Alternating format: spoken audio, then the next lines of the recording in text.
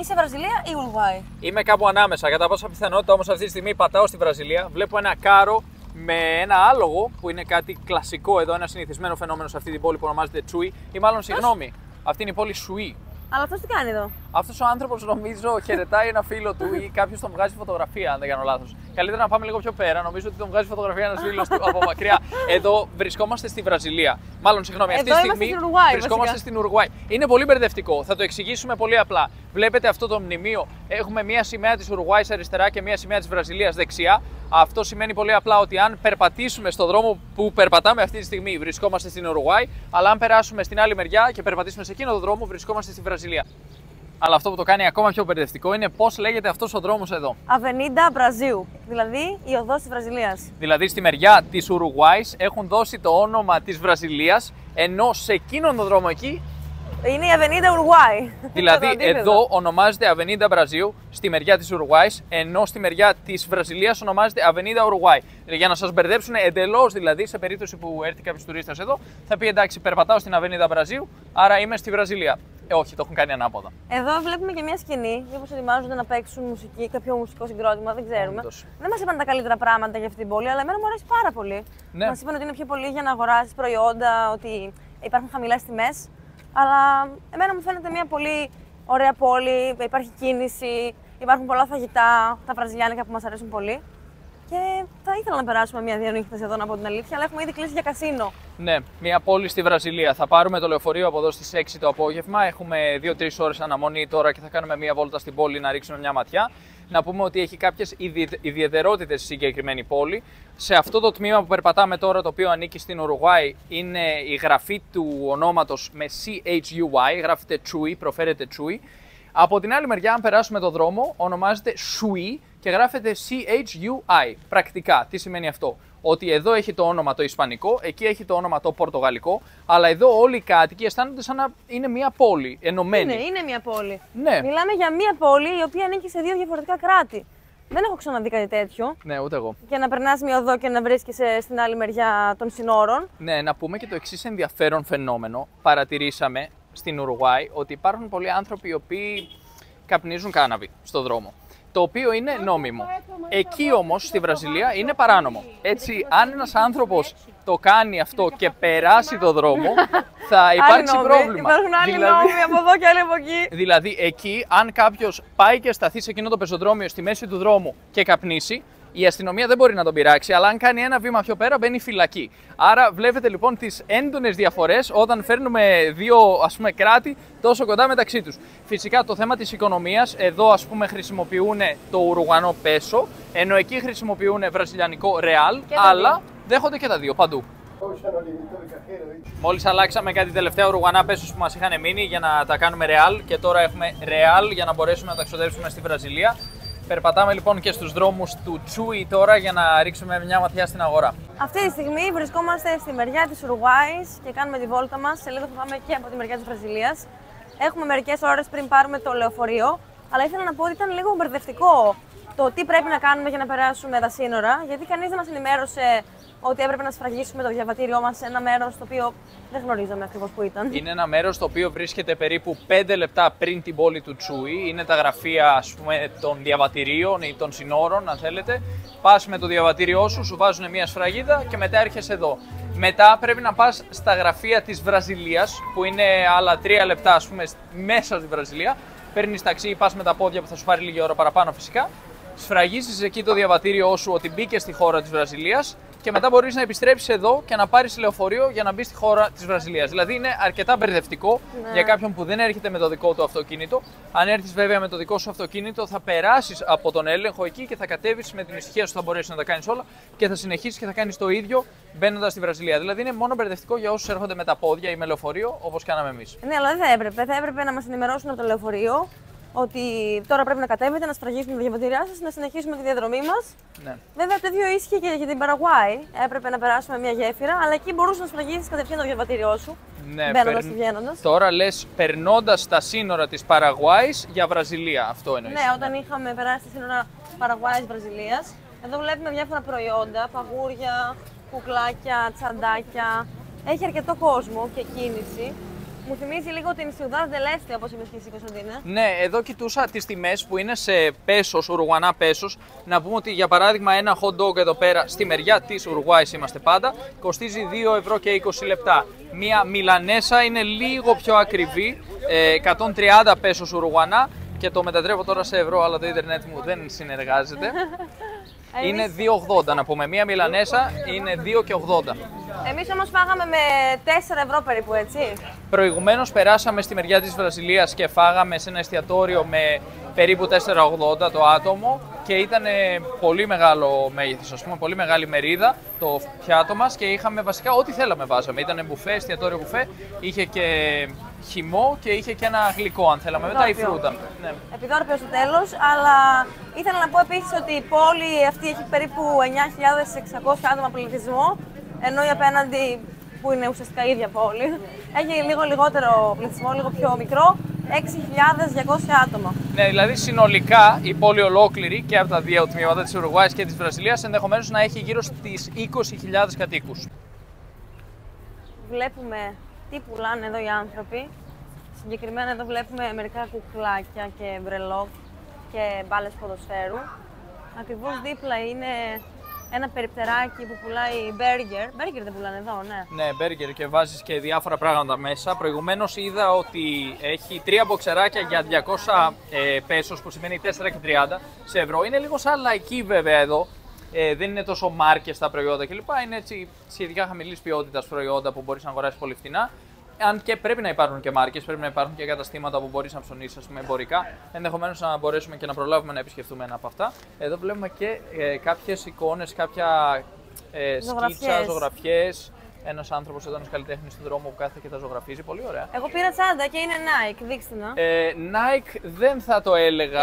Είναι. Μοιάζει να είναι. Πλάκα κάνω. Αλλά δεν είναι. Έκανε 9,5 ευρώ αυτή η τσάντα. Ναι, γύρω στα 10 ευρώ. Την πήραμε πάνω στην ανάγκη. Δηλαδή σκίστηκε η τσάντα της νίκης εντελώς και λέμε πάμε επειγόντως κρατώντας την τσάντα με τα πράγματα να ξεχυλίζουν. Και πήραμε αυτήν. Εν τω μεταξύ, έχουμε αφήσει τις τσάντες μας στον σταθμό λεωφορείων. Ρωτήσαμε, γιατί πήγαμε να πάρουμε τα εισιτήρια, ρωτήσαμε αν μπορούμε να αφήσουμε τις τσάντες μας και μας λένε ναι, βέβαια, λέμε μέχρι τις 6. Ναι, πολύ βολικό αυτό, γιατί είναι μια μικρή τσάντα, τώρα κάνουμε τη βόλτα μας. Παρατηρούμε τα προϊόντα που υπάρχουν δίπλα μας, αυτά ωραία καπέλα. Καπέλα, ναι. Δες αυτό, Νίκη, αυτό. Το κονικό. Θα σου πήγαινε. Πολύ ωραίο. Ναι, ναι. Ωραία. Πώς φαίνεται, σ' αρέσει? Πάρα πολύ ωραίο. Είμαστε έτοιμοι για Ιαπωνία? Βιγάντα. Λοιπόν, αυτό το καπέλο κάνει λοιπόν 7,5 ευρώ. Μόλις το μετέφρασα, το μετέτρεψα μάλλον. 300. Δεν χωράει στην παλίτσα. Δεν χωράει, όντως, να ναι. πούμε ότι εδώ οι άνθρωποι πηγαίνουν μερικές φορές με την όπισθεν, κάποιοι άλλοι μιλάνε στις ντουντούκες, διαφημίζουν τα προϊόντα τους από μεγάφωνα. Υπάρχει γενικά θόρυβος, κίνηση, ένα μπάχαλο. Ναι. Λοιπόν, λέω να περάσουμε απέναντι στη Βραζιλία. Θέλετε? Άντε πάμε. Άντε πάμε.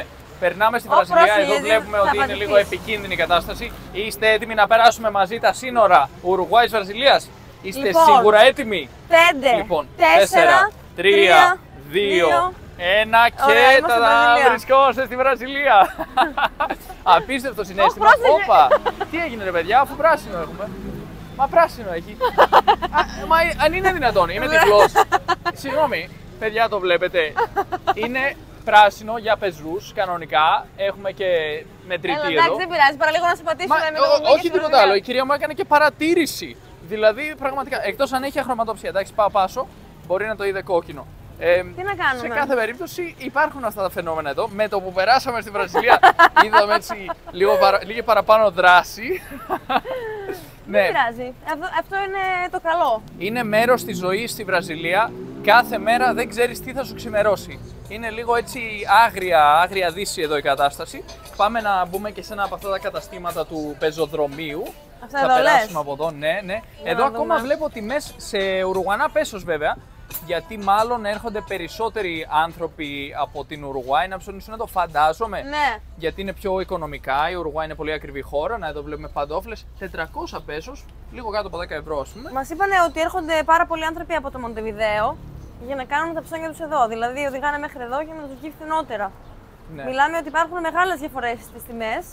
Όσοι άνθρωποι έχουμε μιλήσει μέχρι στιγμής μας έχουν πει ότι έχουν διπλή υπηκότητα, και βραζιλιανική και Ουρουγουανή.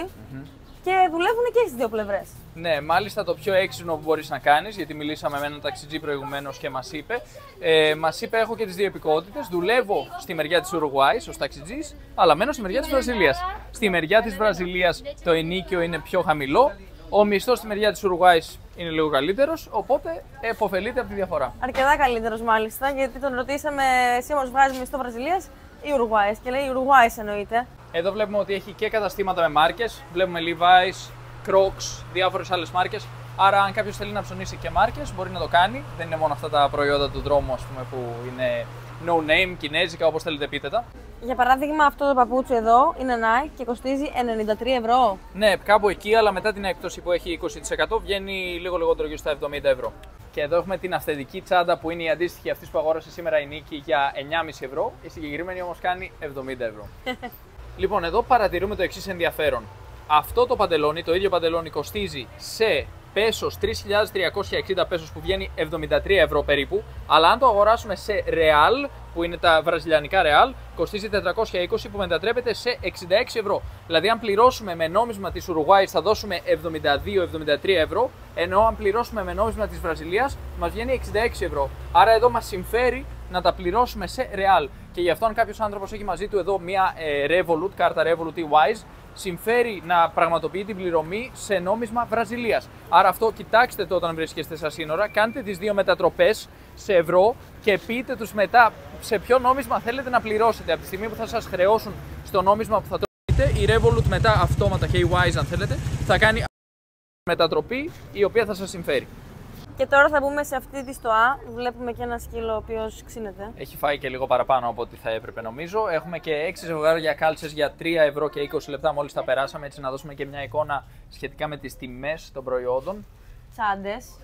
Ωραίο αυτό. Καλύτερες με αυτό που πήρα εγώ, μου φαίνονται. Ναι, την πήραμε λίγο βιαστικά. Ναι, είχαν αρχίσει να ξεχυλίζουν τα πράγματα από μέσα. Αυτό είναι τώρα σε πέσος. Ουρουγουάνα Σε πέσος. Πρέπει να το κάνουμε λοιπόν μετατροπή 780. Πάλι νομίζω είναι πιο πολλά από αυτά που δώσαμε εμείς βέβαια. Είναι 17 ευρώ.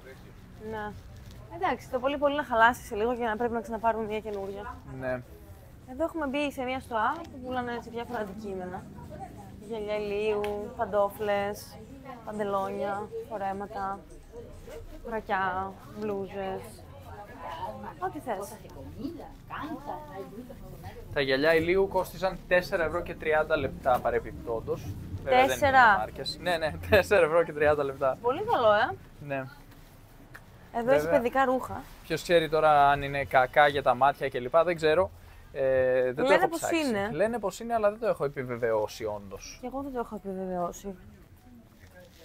Εδώ δες παπούτσια, αυτά όλα κοστίζουν 4 ευρώ και 30 λεπτά. Είναι πρόμο δηλαδή. Μιας χρήσης. Δεν ξέρω αν είναι μεταχειρισμένα ή κάτι τέτοιο ή έχουν μείνει ξεχασμένα στα ράφια ας πούμε, και γι' αυτό τα πουλάνε πιο φθηνά. Πάντως είναι αρκετά οικονομικά. Ναι, για 4 ευρώ μια χαρά. Εδώ μπλούζες Nike, δες. Λέει οι δύο μπλούζες κοστίζουν 500.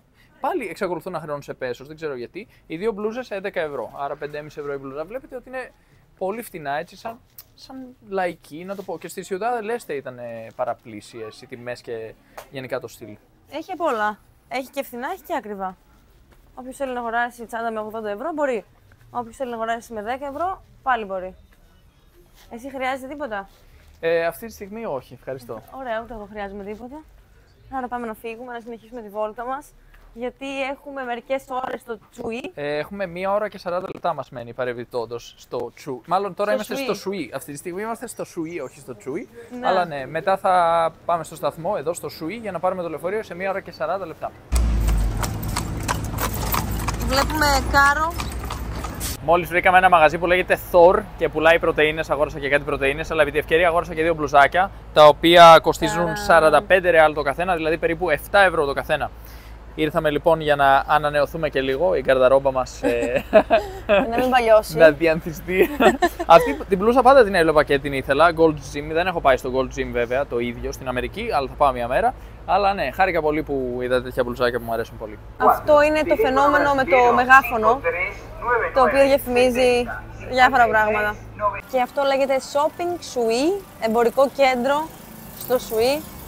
Για να δούμε μέσα τι έχει. Αυτό είναι το shopping suite λοιπόν. Βλέπουμε και ένα δέντρο χριστουγεννιάτικο. Ας πούμε, έχουν κάνει την κολόνα, την έχουν μετατρέψει σε χριστουγεννιάτικο δέντρο από ό,τι βλέπω. Και τώρα πηγαίνουμε προς το σταθμό λεωφορείων. Πέρασε η ώρα. Σε μισή ώρα φεύγει το λεωφορείο μας.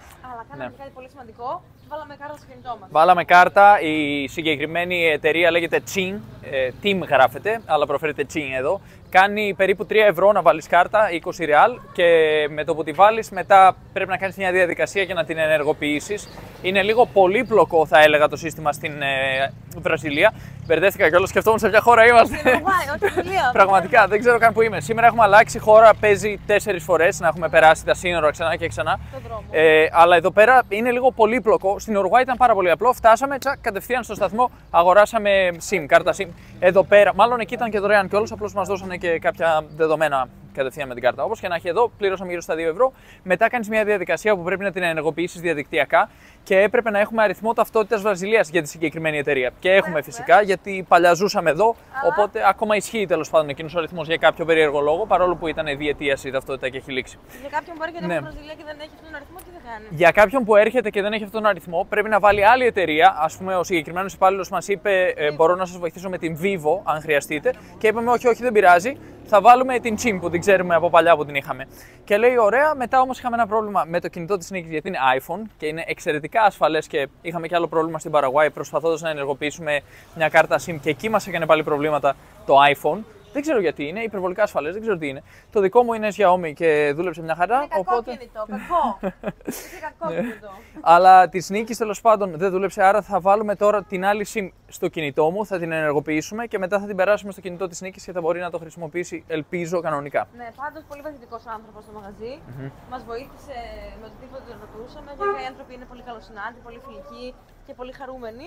Έτσι και αυτή η χαρά είναι μεταδοτική κιόλας. Πάει από τον ένα στον άλλον. Φτάσαμε λοιπόν στο σταθμό. Έχουμε και 10 λεπτά να κάνουμε μια τελική βόλτα εδώ στην περιοχή και να πούμε ότι κάπου εδώ τελειώνει το ταξίδι μας στην Ουρουάη. Είμαστε ήδη στη Βραζιλία, βέβαια. Έχει ήδη τελειώσει το ταξίδι μας στην Ουρουάη. Βέβαια, σήμερα πήγαινε ερχόμασταν. Όντως. Μία από τη μία από την άλλη, περνώντας τον δρόμο. Το ταξίδι στην Ουρουάη λύγει με εμάς να έχουμε περάσει τα σύνορα 4-5 φορές σήμερα από Βραζιλία, Ουρουάη και πίσω. Αλλά αισίως λοιπόν να πούμε, θα έλεγα ότι αφήνουμε την Ουρουάη πίσω μας, αλλά αυτή τη στιγμή για κάποιο λόγο περπατάμε προς επειδή κάνουμε βόλτα. Εδώ πίσω μας είναι ο σταθμός των λεωφορείων που βρίσκεται στη Βραζιλία. Τώρα λοιπόν, αφήνουμε την Ουρουάη πίσω μας. Αφήνουμε την Ουρουάη πίσω μας, κοιτάμε μπροστά στη Βραζιλία. Έχουμε ένα μεγάλο ταξίδι μπροστά μας. Θα είμαστε για τους επόμενους μήνες, σίγουρα, στη Βραζιλία, δεν ξέρουμε πόσους. Έχουμε πολλές πολιτείες να εξερευνήσουμε. Μείνετε συντονισμένοι, το ταξίδι συνεχίζεται, η περιπέτεια δεν σταματάει ποτέ και ξεκινάει το κεφάλαιο Βραζιλία.